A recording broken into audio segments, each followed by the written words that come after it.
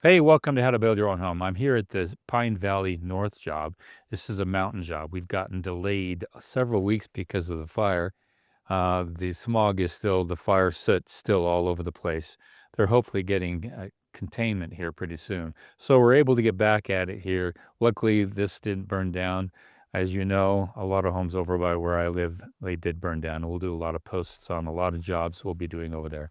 But this one here, I want to walk you through a couple of things. As you follow this series, you'll see the transition of things. This is a walkout basement. I've got a lot of complexity with the concrete foundation on this one because it's almost like a 3 or 4 different steps with this foundation. We've got the footings all dug, all ready to go. We've got another 15 feet to dig over here. We'll get that done, get the rebar in, we'll get a compaction on the footings, and hopefully we'll get our footings poured this week. Once those footings are poured, then we can bring our sewer or our plumber guy to come in to do the underground sewer. We'll get that all punched out, level everything off, and order the basement walls at the same time. So the basement walls are only on the hillside of the home, right along here, and just a little bit of a turn over there, and then over here and over that way. Now the good thing is we are going to be able to backfill against this pretty quick because we have a dead man, actually 2 dead mans. A dead man is imagine a wall here, and then that wall protrudes into the hillside here, and another wall protrudes into the hill over here. They're actually helping with shear support and actual compression support, so we can actually backfill a little faster than normal. If I didn't have those dead mans, which is one over there and one over there, then I'd have to let that wall cure a lot longer. But that's going to speed up things, which I'm kind of happy about. So once we get the walls in, we'll backfill, compaction, get all the compaction tests. Then I got another step over here. I've got a few feet up. I've got a stem wall that's going to go in over this area. That is mainly for a den area part of the home. It's the way the engineers designed it. So I've got a stem wall. And once that's done, backfilled, compaction, grades all done, I can continue to move upwards in this area. And then, of course, we'll start doing the foundation for the home, rest of the home.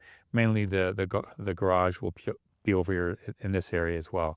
So several steps.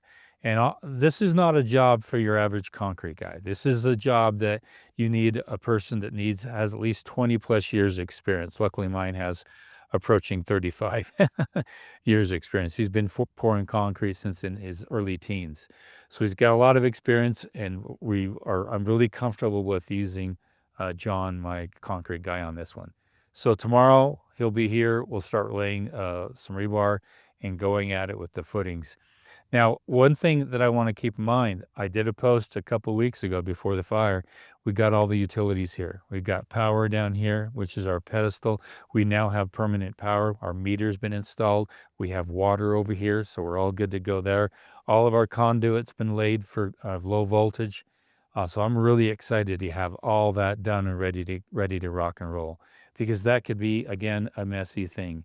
When you're dealing with tight quarters, it's almost like playing chess. It's saying, if I move here, oh, that's going to cause this and this, but it's going to open up that. That's logistics. That's just playing with space utilization. So we're utilizing the space as best we can. Once we get this foundation done and installed, it's going to be a great opportunity because we're going to backfill against it, and then we're going to create more space for ourselves. So planning for that. And in the meantime, we have very little space up here to utilize. It's very hard to get a truck up here and turn around. But as the foundation starts to get put in, you'll start to see final grades, start to see grooming. You'll start to create more space. Until that time, it's tight. It's very hard to work with. So keep these things in mind, especially when you have a walkout basement. You do not have as much space as you think you would have until you have that foundation in. Because right now, you can see where the footing is probably about 15 feet out that way. There's all that space I can't even do anything with, and I can't even drive close to it because it's kind of a fall-off situation. It's very risky. You want to make sure that you take your time and do it right. So this is the first post on the foundations. We'll be doing more posts on this one if you're doing a mountain home. Also watch as we go through this series. We're going to do a complete Class A fire-rated home. Even better than what I've done just before that survived a fire. So I'm excited about this series. It's going to be a lot of fun. It's a beautiful home. So watch it and take care. See you next time.